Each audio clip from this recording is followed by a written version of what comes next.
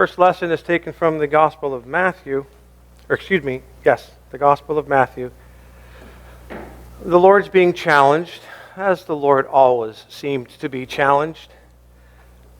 Pharisees come to him and they test him, saying, "Is it lawful for a man to divorce his wife for just any reason?" He answered and said to them, "Have you not read that he who made them at the beginning made them male and female, and said, 'For this reason a man shall leave his father and mother and be joined to his wife, and the two shall become one flesh'? So then they are no longer two but one flesh. Therefore what God has joined together, let not man separate." They said to him, "Why then did Moses command to give a certificate of divorce to put her away?" He answered, "Moses, because of the hardness of your hearts, permitted you to divorce your wives. But from the beginning it was not so. I say to you, whoever divorces his wife except for adultery marries another commits adultery, and whoever marries her who has committed adultery commits adultery." His disciples said to him, "If such is the case with man and his wife, it is better not to marry?"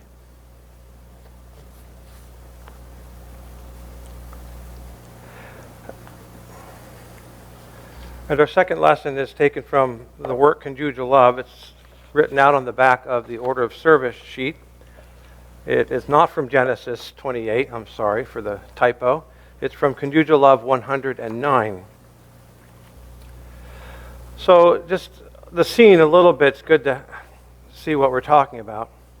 A convocation was held and people came from various places in the spiritual world based on kingdoms identified in the natural world. And they're all giving an explanation of what they believe to be the origin of conjugal, true married love, and its power or potency. And so this is one of the answers. From creation, conjugal love is concealed within sexual love, like an almond within its shell. Therefore, when conjugal love is drawn out from its shell, it shines before the angels like a gem, a beryl, or an asteroid. And this because conjugal love has engraved on it salvation of the whole human race, which is what we mean by the public good. Then later on, after this answer has been given, the Africans, a group of people from Africa, say, "Permit us to say what we believe to be the origin of conjugal love and its power." So then we Africans, on the other hand, we trace conjugal love from the God of heaven and earth. Is not conjugal love chaste and pure, a holy love? Are the angels of heaven not in the enjoyment of it? The whole human race, and therefore the entire angelic heaven. Are they not the offspring of this love? Could anything so wonderful spring from any other source than God himself, the creator and sustainer of the universe? You Christians trace the origin of conjugal vigor and potency to various rational and natural causes. We Africans, however, trace it to a person's state of conjunction with God of the universe. We call this state of religion, and you call it the state of the church. We trace it from this origin, and when love comes from this source, it is constant and lasting. It cannot help but maintain its vigor, a vigor that is like the love, thus is also constant and lasting. True conjugal love is not known except to the few who are near God. Neither, therefore, is its potency of this love known to others. Angels of heaven describe the potency accompanying this love as the delight of endless spring. After this speech, all arose, and lo, behold, behind the golden table thereon lay the tiara. There appeared a window not seen before, and through the window was heard a voice, "The tiara," the trophy, "shall go to the Africans." It was then given to him by the angel, and he went home with it. And the inhabitants of the kingdoms of Europe then went out getting into their chariots and returning to their own peoples. Amen. Conjugial love, marriage love. Talking about it, it's a tough nut to crack, trying to figure out what it means. And I say that, part joking, but it's part of the lesson. Did you hear where it talked about nuts?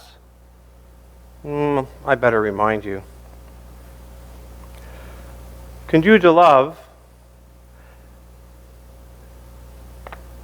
has salvation inscribed on it. Now, this is my favorite nut.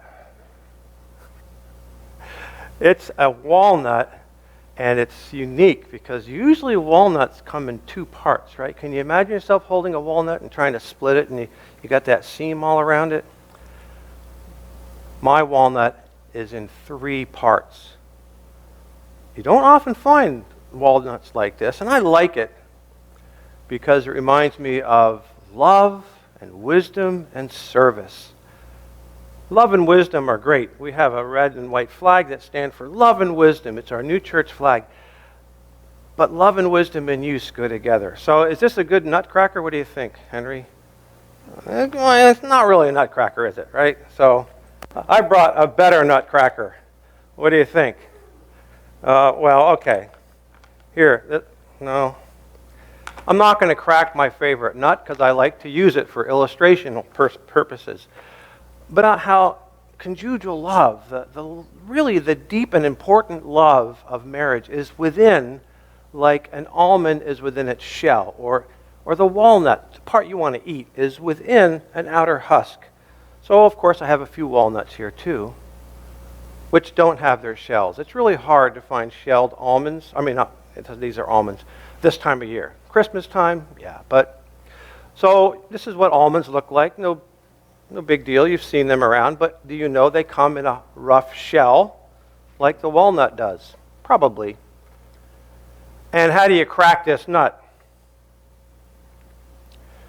There are all kinds of ways to crack a nut, aren't there? How about when we're talking about marriage? How about when we're talking about conjugial love? What is conjugial love? It's a word that's used in the writings of the new church. It's a Latin term. We translate it. We sometimes don't translate it. Call it married love, conjugial love. It can become confusing. Is it the same thing as when you see that other person and you just are smitten by her or him? How do you get to this? Well, you need the right tools. I have some tools up here. I thought I'd illustrate this again with, like I'm going out and I'm going to do something. And it involves some toxic chemicals. Which gloves should I choose? How about these ones? What do you think? Yeah? I can grip very well, and it's got a plastic lining so I won't get my hands burnt by acid if I'm using this to pick up batteries, to change the battery in my bike. Does your bike have batteries? Depends. So if I say, hey, I'm going bike riding, and I say it to Gwenda, or to Bill, or Leslie, or to Jay, I'm going to grab these gloves. These are my bike riding gloves. Right? You don't know maybe who those people are. Gwenda's my wife. We ride bikes together. We put on our gloves. But if I say to Dave back there, hey, Dave, let's go ride bikes, he knows I'm going to grab these gloves. And we're going to go ride our bikes together. The bikes that take batteries that we need special gloves so that we don't burn our fingers.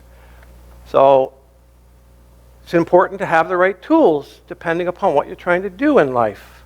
When it comes to getting married, you need the right tools to have a successful marriage. I can ride my motorcycle without these gloves, but if I take a spill, it'll be hard on my hands. And also, as I change gears and shift and stuff, the gloves are good. How about if I go to cottage country and ride my snowmobile? I want these gloves. Well, they're actually mittens. So it depends on, obviously, what you're doing. You get the right tool. Now, you study marriage. There are some tools for you.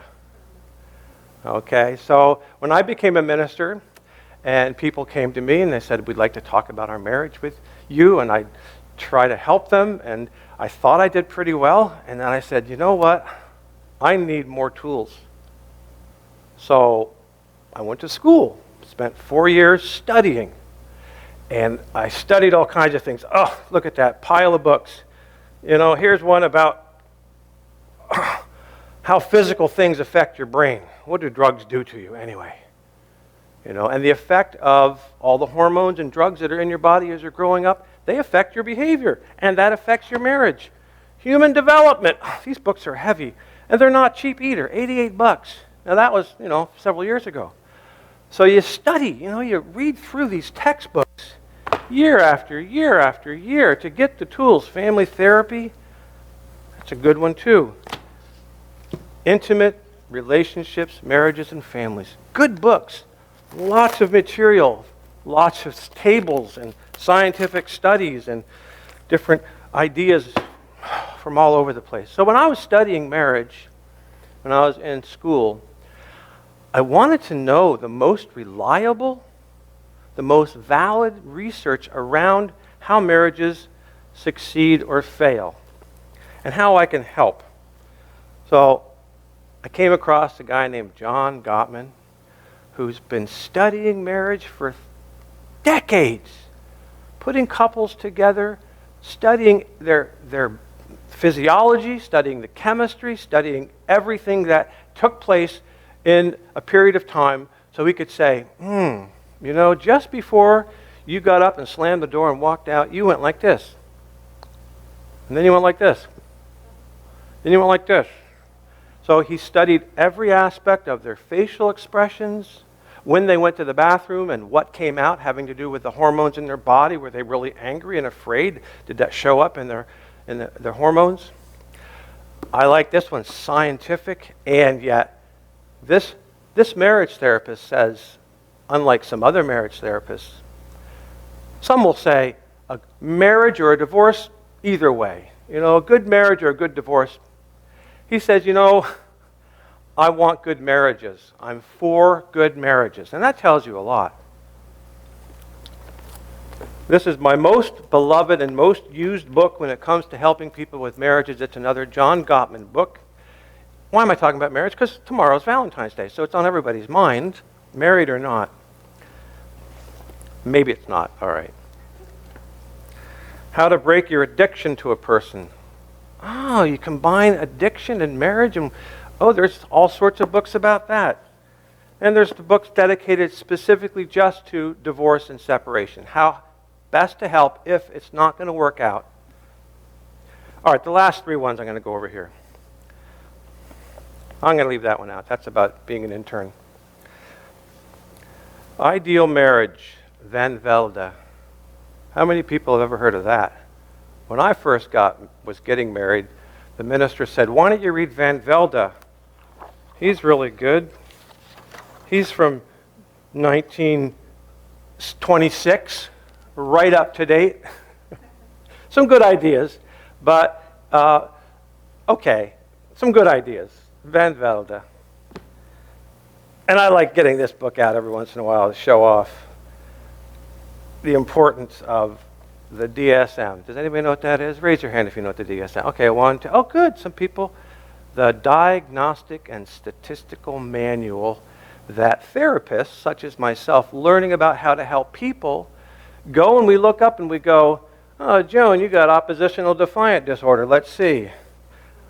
So here's some mood disorders. Do you fit the major depressive episodes, etc.? So you can find pretty much, according to scientific studies, whether you fit some categories.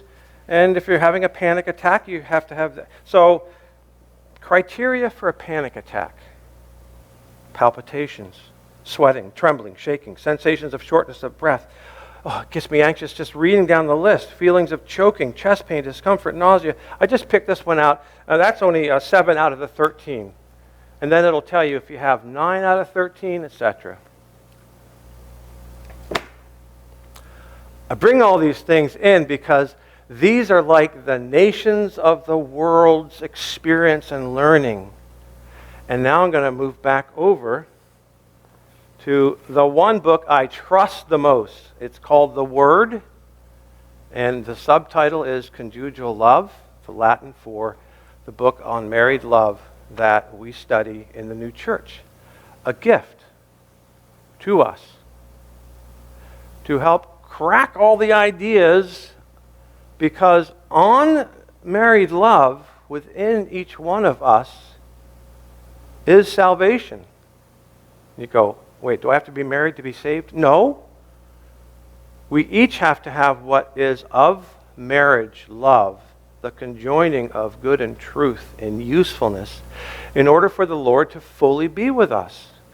Conjugal love isn't just the relationship one man and woman have together in marriage. That's not all there is. That's the beginning of the outside of the shell. Really within the interiors of it, where its origin, where it flows into people so they can have good relationships, is where it flows into the heart of each individual. Who told me that? The Lord.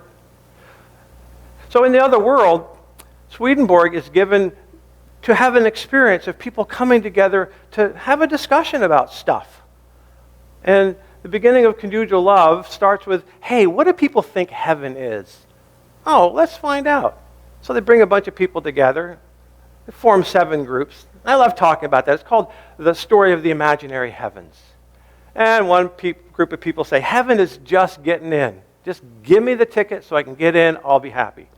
Oh, heaven is eating with famous people. That's heaven. Other people say heaven is paradise. It's just like going up to cottage country, being out on your canoe, but the trees are filled with fruits and flowers. Heaven is just this paradisical thing. Maybe you've got to go to, I don't know, some Caribbean island, or that's paradise. That's heaven. Just getting into heaven.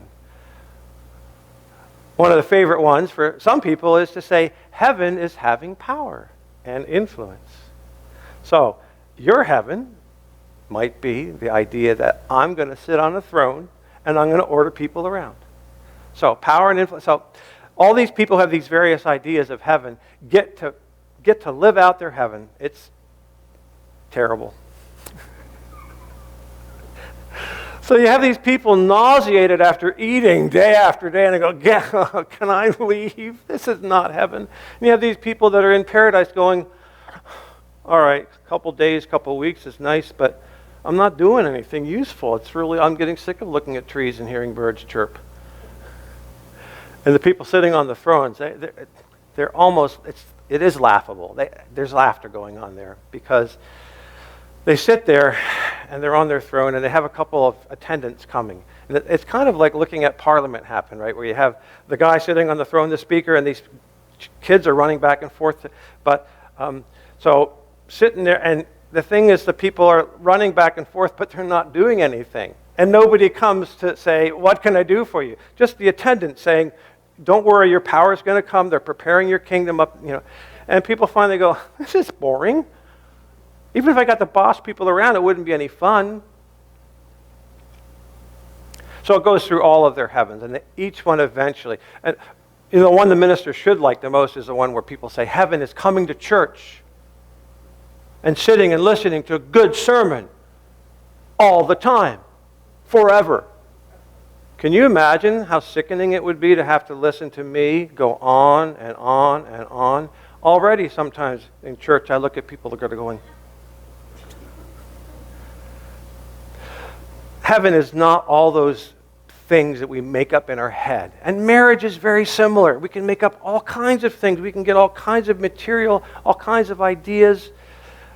Some are better than others. I think this book is the best. So now, going back to the lesson in Conjugal Love from 105 to 115, I read 109. What is true marriage? So they brought together these people from different countries. See if I can remember them without looking. Spain, France, England, Holland, Denmark, Sweden, Germany. And the one I read talked about the almazes are the Germans. So there were 7 of them came in three chariots, and so it's 27 people sitting there, talking. And they all had these various ideas, but all of their ideas had to do with what's natural, containing what's spiritual. So the origin and power of married love is because you're in a body and you have a spirit in your body. And they talk about it. And the one from the Germans, the one I quote about the almonds and the nut and conjugal love's like an asteroid, it was really close. And the Swedes, they have a really, really good one too. But then the Africans, who weren't invited to the party, who knows why? But they come and they say, we know that true married love comes from God. How simple could it be? How much more simple could it be? That the Lord God, the creator and sustainer of the universe, flows into people and joins things together. Joins good and truth. Joins the faculties of freedom and rationality, the will and the understanding. Joins these things together. That's the power of God's love within you. And that will flow into your relationship with your married partner. And if you have that continually flowing in, the state of love from God flowing in, the origin of conjugal or married love opens up, and the power never stops. The ability to love your partner. And why I like John Gottman is he confirms through scientific studies all the things that Swedenborg says. Continuing to get to know and love your partner. Find out what's important to them. To continue to respect and honor and share an attitude of unconditional positive regard towards your partner. To continue to accept the influence that your partner has. And all these things are talked about in conjugal love in different ways in the book Conjugal Love. Now, you may not be married, or you may be separated or divorced, or you may be widowed. You may be in a state of marriage that you go, well, is the pastor talking to me? The Lord's talking to every one of us. Each one of us has work to do, no matter what state of life we're in, married or not.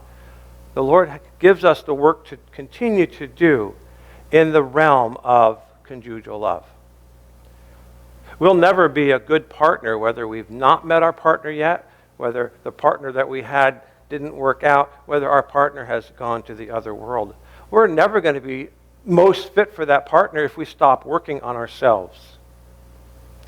Stop working on praying to the Lord to conjoin goodness and truth in some kind of usefulness. That was the key to the answer to the beginning of the work Conjugal Love. People said, well, what is heaven if it's not all these things? And so a bunch of them got taken into a heavenly society, and they said, it's being useful to your neighbor. It's looking around and seeing, what has the Lord blessed you with? Who are you? How is the Lord coming to you to make you a good person for others? Take care of that. Do what you can to find out how to develop your skills, your ability to serve. I like studying. I like talking with people. I like counseling. I've got some tools. And the Lord continues to help me continue to be of service to other people. What can you do? Where can you go? How can you be of service? That's conjugal love. That's the meat or the kernel inside of the shell.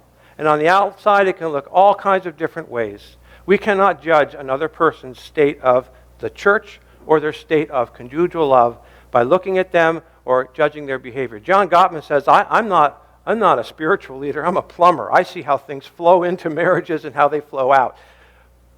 But at the top of the list, at the end of his book, the final chapter is, find the shared meaning, the purpose of your relationship with the other person. Continue to explore that. Find out what are your rituals of inclusion, your rituals of meaning. What are the things that you do with that other person that make living together more and more beautiful? I could go on for a long time. It's not a memorable relation from the other world, so at some point I have to stop and not force you to spend an eternity of happiness listening to the pastor. It won't work. But tomorrow, being Valentine's Day, we can explore and think about what am I individually doing best to marry good and truth in a useful life to my neighbor. How best can I serve? And with your married partner, how best can I find out with them what is the best thing to do? How best can we be of use to the Lord, to His kingdom, to where conjugal love flows in to us and the angels around us and the human beings that have those angels within them. Marriage love, yeah, tough nut to crack. And yet, go to the Lord's Word. Go to somebody who seems to have something that you want around what is a happy marriage or a happy relationship. As Mr. Rogers says, look for the helpers. Find people that can help you. And you can celebrate Valentine's Day every day of the year. Amen.